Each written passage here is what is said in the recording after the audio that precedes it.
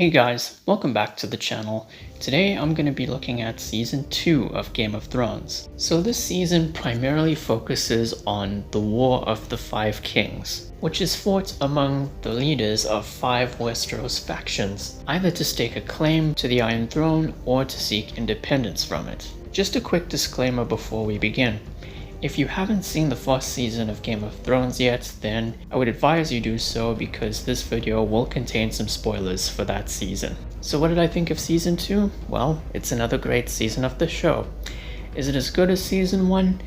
Not really, and I'll explain why later on. But anyway, let's get into the good stuff.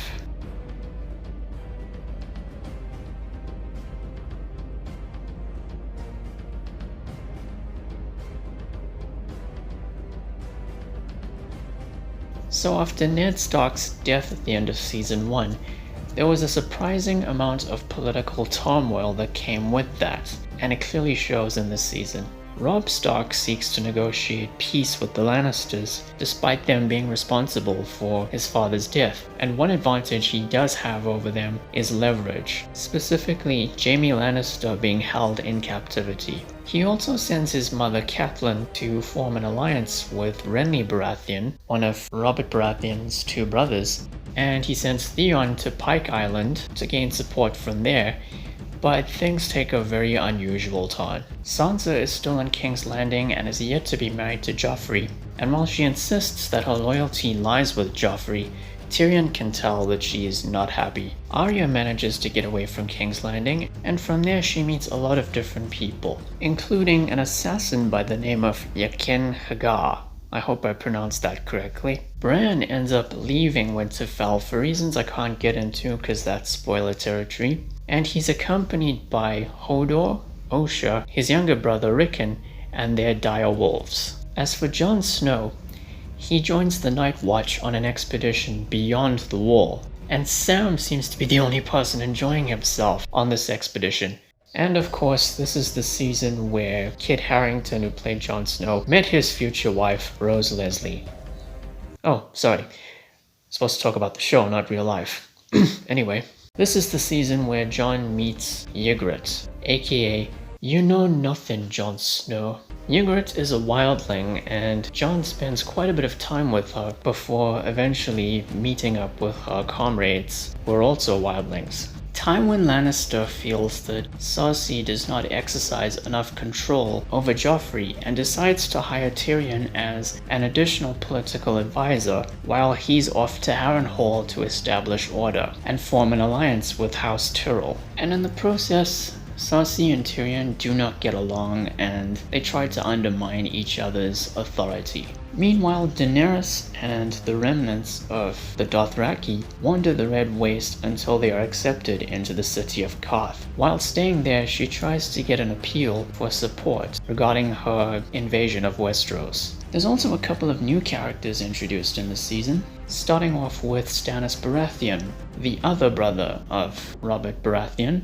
He considers himself to be the true heir to the Iron Throne, despite many of the Baratheon bannermen looking up to Renly Baratheon. There's Melisandre, a priestess who becomes an influential yet manipulative advisor to Stannis. Let's not forget Davos Seaworth, a former smuggler and a bannerman at House Baratheon.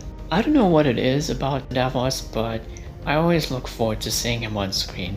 Maybe it's because of Liam Cunningham's amazing performance throughout the show, or maybe it's just Davos's hilarious nickname, the Onion Knight.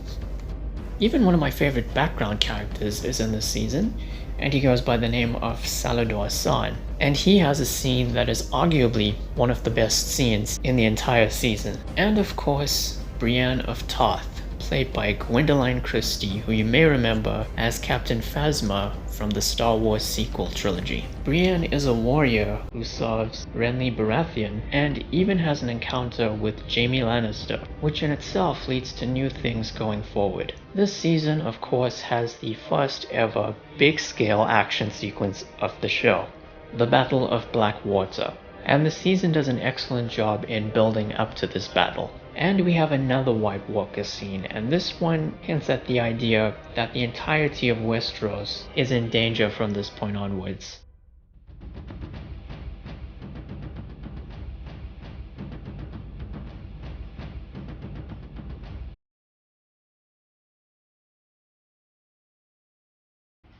Now, the only problem I have with Season 2 is the fact that because it's basically a setup season, the pacing does suffer a bit from that. Most of the storylines that unravel throughout the season are just setups for what's to come in seasons 3 and 4. So the setups that we get are dragged out across all 10 episodes, and they can feel like they're going nowhere at times, or they're meandering a little bit. Now trust me, the payoffs for these setups will be absolutely satisfying. It's just that the journeys leading up to these payoffs can be a bit boring at times.